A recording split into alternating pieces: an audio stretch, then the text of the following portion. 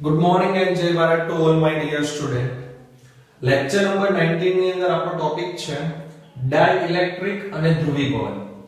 આની આગળનો જે થિયરીનો ટોપિક હતો એની અંદર હતું સુવાહકોનું સ્થિત વિદ્યુતશાસ્ત્ર. એટલે કોઈ સુવાહક મટીરીયલ હોય એને જ્યારે આપણે બાહ્ય વિદ્યુત ક્ષેત્રની અંદર મૂકવામાં આવે તો એના ઉપર એ વિદ્યુત ક્ષેત્રની અસર શું થશે એનો આપણે અભ્યાસ કરેલો હતો. એની અંદર આપણે થોડુંક રિવાઇઝ કરીએ તો આપણે એવું કહેતા હતા કે જ્યારે કોઈ કન્ડક્ટિંગ મટીરીયલ એટલે સુવાહકને બાહ્ય વિદ્યુત ક્ષેત્રમાં મૂકવામાં આવે તો એ બાહ્ય વિદ્યુત ક્ષેત્ર છે સુવાહકની અંદર ઘૂસી જાય છે અને એના કારણે એક સપાટી ઉપર ઋણ વિદ્યુતભાર જમા થશે, સામેની સપાટી ઉપર ધન વિદ્યુતભાર જમા થશે અને એ જે વિદ્યુતભાર જમા થાય છે એના કારણે વિરુદ્ધ દિશા બાહ્ય વિદ્યુત ક્ષેત્રની વિરુદ્ધ દિશામાં અંદર જે છે એક વધારાનું ઇલેક્ટ્રિકલ ફિલ્ડ ઉત્પન્ન થાય છે અને એ વધારાનું ઇલેક્ટ્રિકલ ફિલ્ડ છે એ બાહ્ય ક્ષેત્રની વિરુદ્ધ દિશામાં હોય છે. તો એના કારણે સુવાહકની અંદર પરિણામી વિદ્યુત ક્ષેત્ર જે છે એ શૂન્ય થઈ જાય છે. તો સુવાહકની અંદર પરિણામી વિદ્યુત ક્ષેત્ર જે છે એ શૂન્ય થઈ જતું હતું. પણ હવે આપણે જે વાત કરવા જઈ રહ્યા છે એ ડાઇલેક્ટ્રિક ની વાત કરીએ છીએ. તો ડાઇલેક્ટ્રિક એટલે શું થાય? અવાહક પદાર્થ. ડાઇલેક્ટ્રિક એટલે શું થાય? અવાહક પદાર્થ. તો આવા અવાહક પદાર્થને જ્યારે બાહ્ય વિદ્યુત ક્ષેત્રમાં મૂકવામાં આવે તો એના ઉપર કેવા પ્રકારની અસર થશે એનો આપણે અભ્યાસ કરવાનો છે, રાઈટ? તો એ અભ્યાસ કરવા માટે આપણે ડાઇલેક્ટ્રિક એટલે કે અવાહક પદાર્થ જે છે એ જનરલી બે પ્રકારના હોય છે એ જાણવું પડશે. તો ડાઇલેક્ટ્રિકના બે પ્રકાર કંઈક આ રીતે છે: અધ્રુવીય ડાઇલેક્ટ્રિક અને ધ્રુવીય ડાઇલેક્ટ્રિક. હવે અધ્રુવીય ડાઇલેક્ટ્રિક પદાર્થ કોને કહેવાય? તો કે જે ડાઇલેક્ટ્રિક પદાર્થના અણુઓ અથવા પરમાણુઓ, રાઈટ, એ અણુ અથવા પરમાણુમાં ધન વિદ્યુતભાર અને ઋણ વિદ્યુતભારના કેન્દ્ર એક જ બિંદુ પર સંપાત થતા હોય તો એને અધ્રુવીય ડાઇલેક્ટ્રિક કહેવાય. જો આપણે ખ્યાલ છે કોઈ પણ પરમાણુ છે એની અંદર બંને પ્રકારના વિદ્યુતભાર રહેલા છે. ન્યુક્લિયસમાં ધન વિદ્યુતભાર છે અને એની ફરતી આજુબાજુ જે છે એ ઋણ વિદ્યુતભાર છે. તો આપણે એવો ડાઇલેક્ટ્રિક પદાર્થ કે જેના અણુની અંદર એના ધન વિદ્યુતભાર અને ઋણ વિદ્યુતભારના કેન્દ્ર એક જ બિંદુ પર સંપાત થાય છે. જો ધન અને ઋણના કેન્દ્ર ક્યાં થાય છે? એક જ બિંદુ પર સંપાત થતા હોય તો એવા ડાઇલેક્ટ્રિક પદાર્થ જે છે એને કહેવામાં આવે છે અધ્રુવીય ડાઇલેક્ટ્રિક પદાર્થ. એક્ઝામ્પલ તરીકે H2O2 આ જે બધા જે છે એ અધ્રુવીય ડાઇલેક્ટ્રિક પદાર્થો છે, રાઈટ? ત્યાર પછી આવશે ધ્રુવીય ડાઇલેક્ટ્રિક. ધ્રુવીય ડાઇલેક્ટ્રિક પદાર્થના અણુઓમાં ધન વિદ્યુતભાર અને ઋણ વિદ્યુતભારના કેન્દ્ર જે છે એ એકબીજા પર સંપાત થયેલા હોતા નથી. એ થોડા એની વચ્ચે ડિસ્ટન્સ હોય છે. એટલે જો અહીંયા આ પ્લસ આ માઈનસ આ ધન આ એક અણુ છે. મેં અહીંયા નમૂના ખાતે ત્રણ અણુઓ દર્શાવેલા છે. બાકી આ ડાઇલેક્ટ્રિકમાં અસંખ્ય અણુઓ હોય પણ તમને દેખાય એટલા માટે ત્રણ જ અણુ દર્શાવેલા છે. ધ્રુવીય ડાઇલેક્ટ્રિકમાં પણ ત્રણ અણુ દર્શાવેલા છે. તો અહીંયા જો ધન વિદ્યુતભારનું કેન્દ્ર આ છે અને ઋણ વિદ્યુતભારનું કેન્દ્ર આ છે. દરેક જગ્યાએ જો કેન્દ્ર એકબીજા પર સંપાત થયેલા નથી. તો કેન્દ્ર એકબીજા પર સંપાત થયેલા નથી તો આપને ખ્યાલ છે કે કોઈ પણ પરમાણુ જે છે વિદ્યુતની દ્રષ્ટિએ તટસ્થ છે. એટલે એની અંદર જેટલો ધન વિદ્યુતભાર હશે એટલો જ ઋણ વિદ્યુતભાર હશે. તો હું એવું કહી શકું કે અહીંયા સપોઝ જો +q જેટલો અહીંયા +q જેટલો ધન વિદ્યુતભાર હોય તો અહીંયા -q જેટલો ઋણ વિદ્યુતભાર હોય કારણ કે પરમાણુ વિદ્યુતની દ્રષ્ટિએ તટસ્થ હોય છે. તો અહીંયા જે છે એ આ દિશામાં ઇલેક્ટ્રિકલ ડાયપોલ છે એવું કહેવાય. સમાન મૂલ્યના અને વિજાતીય પ્રકારના વિદ્યુતભારો જે છે એ ડાયપોલ બનાવે છે. હકીકતમાં આપણે જે ડાયપોલ વાળો ટોપિક બન્યો એ ડાયપોલનો ટોપિક અહીંયા જ ઉપયોગી છે. અણુઓ જે છે ડાયપોલ છે.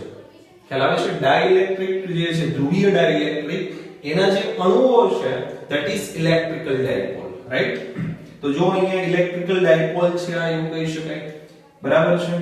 અહીંયા જો આ પણ કહી શકાય.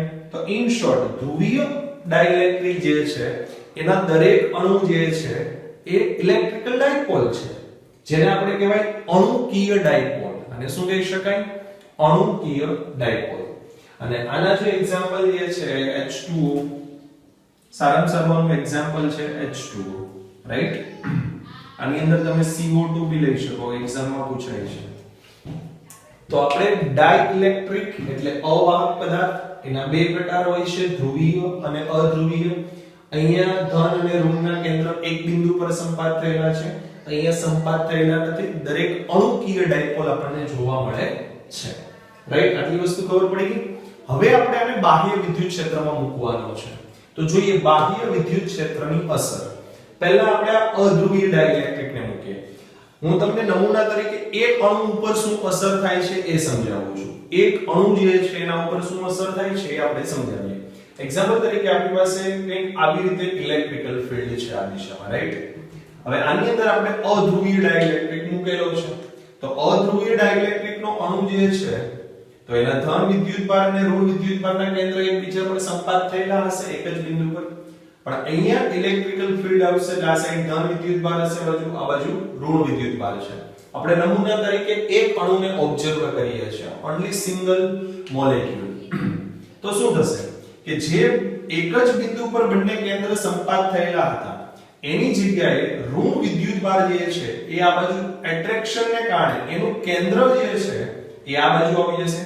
નેગેટિવ ચાર્જનું કેન્દ્ર વિદ્યુત ક્ષેત્રની વિરુદ્ધ દિશામાં આવી જશે ઇલેક્ટ્રિકલ ફિલ્ડના આકર્ષણ બળને કારણે. અહીંયા પોઝિટિવ ચાર્જ હશે તો એને આકર્ષણ એટલે આ બાજુ આવી જશે, અને ધન વિદ્યુતભારનું કેન્દ્ર વિદ્યુત ક્ષેત્રની દિશામાં દૂર જતું રહેશે અપાકર્ષણને કારણે. તો ઇન શોર્ટ બંને કેન્દ્રો જે એક જ બિંદુ પર સંપાત થયેલા હતા, આ રીતે એક જ બિંદુ પર સંપાત થયેલા હતા, જ્યારે ઇલેક્ટ્રિકલ ફિલ્ડમાં મૂકશો તો બંને કેન્દ્ર જે છે એ ડિસ્પ્લેસ થઈ જશે, આવી રીતે થઈ જશે. તો એનો મતલબ શું થયો કે અહીંયા નેગેટિવ ચાર્જ આવી ગયો, અહીંયા પોઝિટિવ ચાર્જ આવી ગયો. હવે આપણે ખ્યાલ છે કોઈ પણ અણુ વિદ્યુતની દ્રષ્ટિએ તટસ્થ છે એટલે જેટલો નેગેટિવ ચાર્જ હશે એટલો જ પોઝિટિવ ચાર્જ હશે. તો આપણે કહી શકાય કે અહીંયા જે છે એ ડાયપોલ મોમેન્ટ પ્રેરિત થાય છે. તો આવું એક જ અણુમાં નહીં, આવું બધા જ અણુમાં થશે. એક્ઝામ્પલ તરીકે આપણી પાસે એક અધ્રુવીય ડાઇલેક્ટ્રિક છે, તો એનો દરેક અણુ જે છે એ વિદ્યુત ક્ષેત્રની દિશામાં ગોઠવાઈ જશે કંઈક આવી રીતે. જુઓ, દરેક અણુ જે છે એ કંઈક આવી રીતે વિદ્યુત ક્ષેત્રની દિશામાં ગોઠવાઈ જશે. હું અત્યારે અહીંયા ડાયપોલ દર્શાવું છું અને અત્યારે આપણે એ જ પ્રકારના અણુઓ ધ્યાનમાં લીધેલા છે કે જે વિદ્યુત ક્ષેત્રની દિશામાં ડાયપોલ મોમેન્ટ પ્રેરિત કરે છે. તો આની અંદર મેં થોડાક અણુઓ દર્શાવેલા છે. 100% અણુઓ જે છે એ વિદ્યુત ક્ષેત્રની દિશામાં ડાયપોલ મોમેન્ટ પ્રેરિત કરે એવું જરૂરી નથી. આ આપણી ઇલેક્ટ્રિકલ ફિલ્ડની ડિરેક્શન છે, આ આપણી ઇલેક્ટ્રિકલ ફિલ્ડની ડિરેક્શન છે, that is E naught electrical field. જો મેં અહીંયા અમુક અણુઓ જે છે એની અંદર ડાયપોલ મોમેન્ટ પ્રેરિત થાય છે. જો દરેક અણુમાં ડાયપોલ મોમેન્ટ પ્રેરિત થાય છે એવું લખેલું છે. બાહ્ય વિદ્યુત ક્ષેત્રની અંદર પહેલું શું થાય છે? ડાયપોલ મોમેન્ટ પ્રેરિત થાય છે.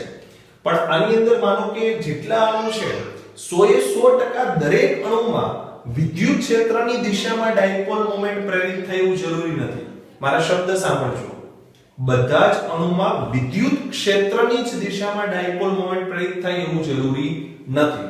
10% અણુઓ એવા હશે કે જેની અંદર ડાયપોલ મોમેન્ટ જે છે એ વિદ્યુત ક્ષેત્રથી થોડીક આમ ત્રાસી બી પ્રેરિત થતી હશે, આ દિશામાં યા તો આ દિશામાં થતી હશે કે નહીં. પણ મેં અત્યારે એટલા અણુઓ દર્શાવેલા છે કે જે અણુઓની ડાયપોલ મોમેન્ટ જે છે એ વિદ્યુત ક્ષેત્રની દિશામાં પ્રેરિત થાય છે. અને આપણે અત્યારે એવો જ પદાર્થ ધ્યાનમાં લેશું કે એ પદાર્થના દરેક અણુની અંદર છે એ વિદ્યુત ક્ષેત્રની દિશામાં ડાયપોલ મોમેન્ટ પ્રેરિત થતી હોવી જોઈએ. તો એવા પદાર્થને રેખીય સમદિગ્ધર્મી પદાર્થ કહેવાય. એને શું કહેવાય? રેખીય સમદિગ્ધર્મી. આપણે જે છે કે થિયરિકલ કન્સેપ્ટ સમજવા માટે કેવો પદાર્થ ધ્યાનમાં લેવાનો છે? રેખીય સમદિગ્ધર્મી પદાર્થ. રેખીય સમદિગ્ધર્મી પદાર્થ એટલે શું? તો કે એનો દરેક અણુ જે છે એ વિદ્યુત ક્ષેત્રની દિશામાં જ ડાયપોલ મોમેન્ટ પ્રેરિત કરે છે. રાઈટ? તો અહીંયા જો હવે શું થશે? તો અહીંયા સમગ્ર પદાર્થની એક પરિણામી ડાયપોલ મળશે. જ્યારે તમે એને વિદ્યુત ક્ષેત્રમાં મૂકશો તો આની ડાયપોલ મોમેન્ટ હું કહી દઉં કંઈક p જેટલી, આની કહી દઉં p, આની p કહી દઉં, તો અહીંયા પરિણામી ડાયપોલ મોમેન્ટ જે છે મને કંઈક મળી શકે. માનો કે 1000 અણુઓ જે છે એ વિદ્યુત ક્ષેત્રની દિશામાં ગોઠવાઈ ગયા તો મને પરિણામી dipole moment, net dipole moment = 1000 p મળી શકે કે નહીં? યા તો 2000 p યા તો 10⁷7000 into p. ઇન શોર્ટ મને કંઈક હવે પરિણામી ડાયપોલ મોમેન્ટ જે છે પ્રાપ્ત થશે, રાઈટ? તો મને જે પરિણામી ડાયપોલ મોમેન્ટ પ્રાપ્ત થશે એમાં જો હું એકમ કદ દીઠ ડાયપોલ મોમેન્ટ, ચાક માત્રા એ મોમેન્ટનું ગુજરાતી છે, આ જે મોમેન્ટ છે ડાયપોલ મોમેન્ટનું ગુજરાતી થાય ચાક માત્રા. શું થાય? ચાક માત્રા. તો મેં તમને કીધું કે સમગ્ર પદાર્થની અંદર કઈ પરિણામી ડાયપોલ મોમેન્ટ પ્રાપ્ત થશે 10⁴ 10⁸ જેટલા અણુઓ જે છે એક ક્ષેત્રની સમાંતર ગોઠવાય છે એટલી આપણે પરિણામી ડાયપોલ મોમેન્ટ વધુ થઈ. માનો કે 5 અણુઓ ક્ષેત્રની સમાંતર ગોઠવાઈ ગયા, એક અણુની ડાયપોલ મોમેન્ટ હું p કહી દઉં છું, તો 5 p એ મારી પરિણામી ડાયપોલ મોમેન્ટ થઈ. માનો કે 1,00,000 અણુઓ વિદ્યુત ક્ષેત્રની સમાંતર ગોઠવાઈ ગયા, તો પરિણામી ડાયપોલ મોમેન્ટ કેટલી થાય? 10⁶ p, 1,00,000 અણુઓ, રાઈટ? તો કંઈક ને કંઈક પરિણામી ડાયપોલ મોમેન્ટ પ્રાપ્ત થશે, રાઈટ? તો અહીંયા જે એકમ કદ દીઠ ડાયપોલ ચાક માત્રા તમને મળે, એકમ કદ દીઠ જે ડાયપોલ ચાક માત્રા મળે એને શું કહેવાય? પોલેરાઇઝેશન. એને આપણે શું કહીશું? પોલેરાઇઝેશન. માનો કે એક એકમ કદ એટલે 1 મીટર ક્યુબ કદ લઈ લીધું. માનો કે 1 મીટર એકમ કદ છે એની અંદર 10 અણુઓ જે છે એ વિદ્યુત ક્ષેત્રની સમાંતર ગોઠવાઈ ગયા, તો પરિણામી ડાયપોલ મોમેન્ટ કેટલી થઈ? 10 p જેટલી. હવે માનો કે તમે બાહ્ય વિદ્યુત ક્ષેત્ર વધારે, બાહ્ય ઇલેક્ટ્રિકલ ફિલ્ડ વધારે, તો હવે એકમ કદ દીઠ 10 અણુની જગ્યાએ 20 અણુ જે છે એ વિદ્યુત ક્ષેત્રની સમાંતર આવી ગયા, એટલે વિદ્યુત ક્ષેત્રની સમાંતરની અંદર ડાયપોલ મોમેન્ટ પ્રેરિત થઈ, બરાબર છે? તો હવે પોલેરાઇઝેશન વધ્યું કહેવાય. તો જેમ તમે ઇલેક્ટ્રિકલ ફિલ્ડ વધારશો એમ પોલેરાઇઝેશન વધશે. તો આપણે એવું કહી શકાય કે આ જે પોલેરાઇઝેશન છે એ ઇલેક્ટ્રિકલ ફિલ્ડના સમપ્રમાણમાં છે, અને જ્યારે પ્રપોર્શનલની સાઇન દૂર કરશો તો એક અચળાંક દાખલ થશે, અને એ અચળાંકને કહેવાય માધ્યમની સસેપ્ટિબિલિટી. એને શું કહેવાય? માધ્યમની સસેપ્ટિબિલિટી. સસેપ્ટિબિલિટી જે છે એ માધ્યમનો એક ગુણધર્મ છે. અત્યારે તમારા માટે આ નવું નામ છે એટલે તમારે યાદ રાખવું પડશે, અને આ એક માધ્યમનો ગુણધર્મ છે એટલું તમારે યાદ રાખવાનું છે, રાઈટ? તો જો અધ્રુવીય ડાઇલેક્ટ્રિક ની અંદર આપણે બે વસ્તુ શીખ્યા, ખાલી ઓન્લી ટુ થિંગ્સ. દરેક અણુમાં ડાયપોલ મોમેન્ટ પ્રેરિત થાય છે, સમગ્ર પદાર્થની કંઈક પરિણામી ડાયપોલ મોમેન્ટ મળે છે, સમગ્ર પદાર્થની કંઈક પરિણામી ડાયપોલ મોમેન્ટ મળે છે, અને એકમ કદ દીઠ જે ડાયપોલ ચાક માત્રા મળે એને કહેવાય પોલેરાઇઝેશન. પોલેરાઇઝેશન છે ઇલેક્ટ્રિકલ ફિલ્ડના સમપ્રમાણમાં છે, અને આટલી વસ્તુ. તો 1 2 અને 3 પોઈન્ટ જે આપણે અધ્રુવીય ડાઇલેક્ટ્રિક માટે ડિસ્કસ કરેલું છે, રાઈટ? હવે વાત કરીએ ધ્રુવીય ડાઇલેક્ટ્રિકની. એક મિનિટ. ચાલો, ધ્રુવીય ડાઇલેક્ટ્રિક. હવે ધ્રુવીય ડાઇલેક્ટ્રિકમાં શું કીધું કે ઓલરેડી દરેક અણુ પાસે છે એ ડાયપોલ છે, દરેક અણુ જે છે એ પોતે વિદ્યુત ડાયપોલ છે, જેને આપણે અણુકીય ડાયપોલ કહીએ છીએ. તો જ્યાં હવે શું હશે? સામાન્ય સંજોગોની અંદર શું હશે કે દરેક અણુની ડાયપોલ જે છે એ અસ્તવ્યસ્ત દિશામાં ગોઠવાયેલી હશે. અહીંયા જનરલી શું હશે કે દરેક અણુની ડાયપોલ મોમેન્ટ જે છે એ અસ્તવ્યસ્ત દિશામાં ગોઠવાયેલી છે, કંઈક આવી રીતે. સામાન્ય સંજોગોમાં અધ્રુવીય અણુઓ જે છે એ અસ્તવ્યસ્ત દિશામાં ગોઠવાયેલા હોય. એનું કારણ એ છે કે એનું ટેમ્પરેચર, તાપમાનને કારણે જે છે દરેક અણુ જે છે એ ઉષ્મીય ગતિ કરતો હોય છે, અને ઉષ્મીય ગતિને કારણે સતત જે છે એ વાઇબ્રેટ થતો હોય છે. એટલે દરેક અણુની ડાયપોલ મોમેન્ટ જે છે અસ્તવ્યસ્ત દિશામાં હોય, તો સમગ્ર પદાર્થની કુલ ડાયપોલ મોમેન્ટ જે છે શૂન્ય થાય. અહીંયા સમગ્ર પદાર્થની કુલ ડાયપોલ મોમેન્ટ જે છે P net કેવી થાય? શૂન્ય થશે, રાઈટ? હવે જ્યારે એવા ધ્રુવીય ડાઇલેક્ટ્રિકને કોઈ આપણે બાહ્ય ઇલેક્ટ્રિકલ ફિલ્ડમાં મૂકવામાં આવીએ, બાહ્ય ઇલેક્ટ્રિકલ ફિલ્ડમાં મૂકશો તો શું થશે? તો બાહ્ય ઇલેક્ટ્રિકલ ફિલ્ડમાં મૂકો તો અહીંયા જે છે ધન વિદ્યુતભાર હશે, અને અહીંયા જે છે ઋણ વિદ્યુતભાર થાય, રાઈટ? તો આ બાહ્ય ઇલેક્ટ્રિકલ ફિલ્ડ જેવું આ અવાહક પદાર્થની અંદર ઘૂસી જશે, જેવું અંદર ઘૂસે એટલે દરેક અણુની ડાયપોલ જે છે એ વિદ્યુત ક્ષેત્રની દિશામાં ગોઠવાવા લાગશે, જો દરેક અણુની ડાયપોલ જે છે એ કઈ દિશામાં ગોઠવાશે? વિદ્યુત ક્ષેત્રની દિશામાં ગોઠવવામાં આવશે કંઈક આવી રીતે. બરાબર છે? તો આની અંદર પણ શું થાય છે? ડાયરેક્ટ સેકન્ડ સ્ટેપ થઈ જાય છે. આની અંદર પહેલા ડાયપોલ મોમેન્ટ પ્રેરિત થાય છે અને એ વિદ્યુત ક્ષેત્રની દિશામાં પ્રેરિત થાય છે. આમાં પ્રેરિત થવાનો પ્રશ્ન જ નથી. આમાં ખાલી એક જ વસ્તુ થશે. દરેક અણુની ડાયપોલ જે છે એ વિદ્યુત ક્ષેત્રને કેવી ગોઠવાઈ જશે? સમાંતર ગોઠવાઈ જશે.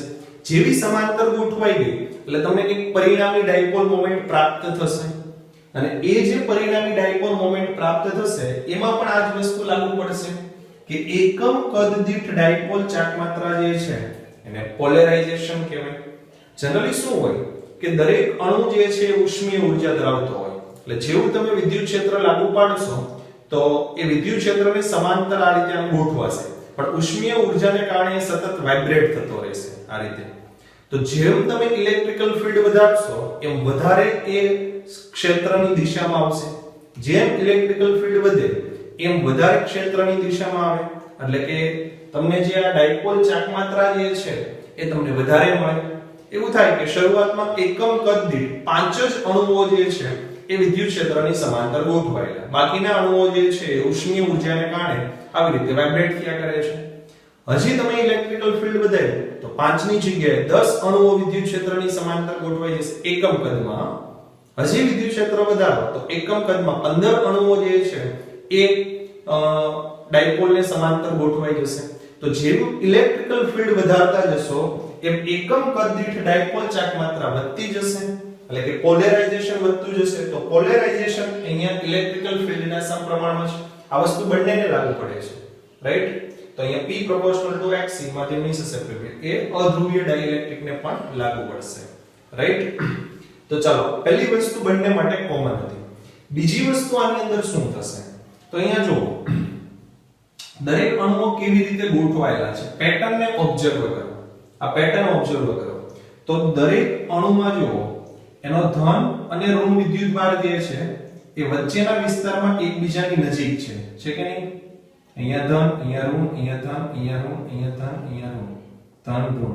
તો વચ્ચેના વિસ્તારમાં આ અણુઓ જે છે એ એકબીજાની અસર જે છે કેવી કરી દેશે? નાબૂદ કરી દેશે. તો તમને આ જે સપાટી છે આ સપાટી અહીંયા તમને જો નેગેટિવ ચાર્જ મળશે. અહીંયા પોઝિટિવ છે એટલે એટ્રેક્શનને કારણે આ સપાટી જે છે એ કેવી થઈ જશે? નેગેટિવલી ચાર્જ સપાટી થઈ જશે. અને અહીંયા જે આ સપાટી છે એ સપાટી જે છે એ પોઝિટિવલી ચાર્જ સપાટી થઈ જશે, રાઈટ? એટલે ઇન શોર્ટ આ એવું કહેવા માંગે છે સપોઝ આ મારી પાસે ધ્રુવીય ડાઇલેક્ટ્રિક પદાર્થ છે. જેવો હું આને ઇલેક્ટ્રિકલ ફીલ્ડમાં રાખીશ તો આ સપાટી પર મને નેગેટિવ ચાર્જ જોવા મળશે, કંઈક પરિણામી નેગેટિવ ચાર્જ. અને આ જે સપાટી છે અહીંયા મને પોઝિટિવ ચાર્જ જોવા મળશે, નેગેટિવ અને પોઝિટિવ. અને આ ચાર્જ જે છે એ ચાર્જને કહેવાય બદ્ધ વિદ્યુતભાર. એને શું કહેવાય? બદ્ધ વિદ્યુતભાર. તો અહીંયા ત્રીજો મુદ્દો જુઓ. ડાઇલેક્ટ્રિકની સપાટી પર ચોખ્ખો વિદ્યુતભાર જોવા મળે છે જેને બદ્ધ વિદ્યુતભાર કહે છે. આના માટે લાગુ પડે છે. શું થાય છે? ડાઇલેક્ટ્રિકની સપાટી પર ચોખ્ખો વિદ્યુતભાર જોવા મળે છે જેને બદ્ધ વિદ્યુતભાર કહે છે. હવે એ વિદ્યુતભારને કારણે શું થશે? તો કે ડાઇલેક્ટ્રિકની અંદરના પરિણામી વિદ્યુત ક્ષેત્રમાં ઘટાડો થશે. તમે જો બાહ્ય વિદ્યુત ક્ષેત્ર આ ડિરેક્શનમાં છે. હવે આપણો પોઝિટિવ ચાર્જ ને નેગેટિવ ચાર્જ આ છે. તો અંદરની દિશામાં જે ઇલેક્ટ્રિકલ ફીલ્ડ ઉત્પન્ન થશે એ બાહ્ય વિદ્યુત ક્ષેત્રની વિરુદ્ધ દિશામાં ઉત્પન્ન થશે કે નહીં થાય? તો હવે જે અંદર ઇલેક્ટ્રિકલ ફીલ્ડ ઘૂસી ગયું હતું, બાહ્ય વિદ્યુત ક્ષેત્ર જે અંદર ઘૂસી ગયું હતું એનો વિરોધ કરતું એક બીજું ફીલ્ડ ઉત્પન્ન થયું. તો એ જે બીજું ફીલ્ડ ઉત્પન્ન થયું એ પરિણામી વિદ્યુત ક્ષેત્ર જે છે એમાં ઘટાડો કરે છે. શું કરે છે? પરિણામી વિદ્યુત ક્ષેત્રમાં ઘટાડો કરે છે. પણ ખાસ સુવાહકની જેમ અહીંયા પરિણામી વિદ્યુત ક્ષેત્ર શૂન્ય થશે નહીં. સુવાહકમાં પરિણામી વિદ્યુત ક્ષેત્ર શૂન્ય થઈ જાય પણ આ અવાહક એટલે કે ડાઇલેક્ટ્રિકમાં પરિણામી ક્ષેત્ર શૂન્ય થશે નહીં, માત્ર ઘટાડો થશે. અને ઘટાડો જે છે એ જે તે ડાઇલેક્ટ્રિકના ગુણધર્મ પર આધારિત છે. કયા પ્રકારનો ડાઇલેક્ટ્રિક છે એ મુજબ ઘટાડો કરી શકે. જે ડાઇલેક્ટ્રિક મેક્સિમમ ઘટાડો કરી શકે એ ડાઇલેક્ટ્રિક સારો કહેવાય. રાઈટ? અને એનો ઉપયોગ શું થાય એ આના પછીના ટોપિકમાં આવશે. જ્યારે આપણે કેપેસિટર ભણશું ત્યારે આપણને આ ભાઈનું મહત્વ સમજાશે કે આ ડાઇલેક્ટ્રિક ભાઈ જે છે એને પોતાની અંદર એ ઇલેક્ટ્રિકલ ફીલ્ડ ઘટાડી દે છે તો એનાથી આપણને કંઈક બેનિફિટ થવાનો છે, રાઈટ? તો ત્રીજો મુદ્દો, ડાઇલેક્ટ્રિકની અંદરના પરિણામી વિદ્યુત ક્ષેત્રમાં ઘટાડો થાય છે. તો આ બે મુદ્દાઓ જે છે એ આના માટે લાગુ પણ પાડી શકાય છે. શું થશે? ચોખ્ખો વિદ્યુતભાર જોવા મળે છે, એની સપાટીઓ જે છે સપાટી પર ચોખ્ખો વિદ્યુતભાર જોવા મળે છે અને અંદરના પરિણામી વિદ્યુત ક્ષેત્રમાં ઘટાડો થાય છે, રાઈટ? અહીંયા જે છે વિદ્યુતભારની પૃષ્ઠ ઘનતાને માઈનસ સિગ્મા ઓફ p કહેવાય અને અહીંયા જે વિદ્યુતભારની પૃષ્ઠ ઘનતા છે એને પ્લસ સિગ્મા ઓફ p કહેવાય. p એટલા માટે કારણ કે પોલેરાઇઝેશન થયું. શું થયું? પોલેરાઇઝેશન થયું, એના કારણે આ વિદ્યુતભારો જે છે એ અહીંયા આપણને જોવા મળેલા છે. એટલે આ પોલેરાઇઝેશન વિદ્યુતભારની ઘનતા એવું લખેલું છે. બીજું એક વસ્તુ તમારી બુકમાં ખાલી લખેલું છે આ સમજવા માટે, પણ કોઈ ઉપયોગી નથી, ખાલી તમને સમજાવી દઉં છું. તમને એવું કીધું છે કે માનો કે આપણે એવું કીધું કે એકમ કદ દીઠ ડાયપોલ ચાર્જ માત્રા કેટલી થાય? p જેટલી. એકમ કદમાં ડાયપોલ ચાર્જ માત્રા કેટલી થાય? p. તો માનો કે ડેલ્ટા v જેટલું કદ હોય, માનો કે આનું કદ જે છે અહીંયા કોઈ જગ્યાએ કદ હું ડેલ્ટા v લઈ લઉં. કદ કેટલું લઈ લઉં? Delta v. તો ડેલ્ટા v કદમાં ડાયપોલ ચાર્જ માત્રા કેટલી થાય? p delta v. બહુ સિમ્પલ છે, ત્રિરાશિ લખેલી છે. પણ આ જે ડેલ્ટા v કદ છે એ કદમાં પરિણામી વિદ્યુતભાર કેટલો હોય? શૂન્ય. કારણ કે પરસ્પર વિરુદ્ધ પ્રકારના વિદ્યુતભારો નજીક છે એટલે પરિણામી વિદ્યુતભાર શૂન્ય થશે, પરંતુ પરિણામી ડાયપોલ ચાર્જ માત્રા શૂન્ય થતી નથી. આ મુદ્દાનું એક જ મહત્વ છે કે તમે કોઈ નાનું એવું કદ કન્સિડર કરો અવાહકમાં તો એ કદમાં પરિણામી ડાયપોલ ચાર્જ માત્રા શૂન્ય હોતી નથી, પરંતુ પરિણામી વિદ્યુતભાર શૂન્ય હોય છે. MCQ માં પૂછાઈ શકે. ઓકે, તો આપણે બે ઇમ્પોર્ટન્ટ વસ્તુઓ અહીંયા સ્ટડી કરેલી છે, અધ્રુવીય ડાઇલેક્ટ્રિક નું પોલેરાઇઝેશન અને ધ્રુવીય ડાઇલેક્ટ્રિક નું પોલેરાઇઝેશન. પોલેરાઇઝેશન ની અંદર ઘટના છે, જો પોલેરાઇઝેશન એક આખી ઘટના બને છે. ઘટના શું બને છે? દરેક અણુ જે છે વિદ્યુત ક્ષેત્રને સમાંતર ગોઠવાય છે અને એના કારણે તમને એકમ કદ દીઠ કંઈક પરિણામી ડાયપોલ ચાર્જ માત્રા મળે છે અને એ જે એકમ કદ દીઠ ડાયપોલ ચાર્જ માત્રા મળે એને આપણે શું કહીએ છીએ? પોલેરાઇઝેશન કહેવામાં આવે છે. ઇમ્પોર્ટન્ટ ટોપિક છે, ટેક્સ્ટ બુક માંથી વાંચવાનો પ્રયત્ન કરજો. ટેક્સ્ટ બુક ની અંદર પણ ઘણું સારું ડિસ્ક્રિપ્શન આપેલું છે. અધરવાઇઝ તમે યોગી પબ્લિકેશન ની જે મેં તમને PDF ફાઇલ મોકલેલી છે એની અંદરથી પણ આ રીડ કરી શકાય. બરાબર છે? આના રિલેટેડ એક એક્ઝામ્પલ છે એ આના પછી આપણે જોશું.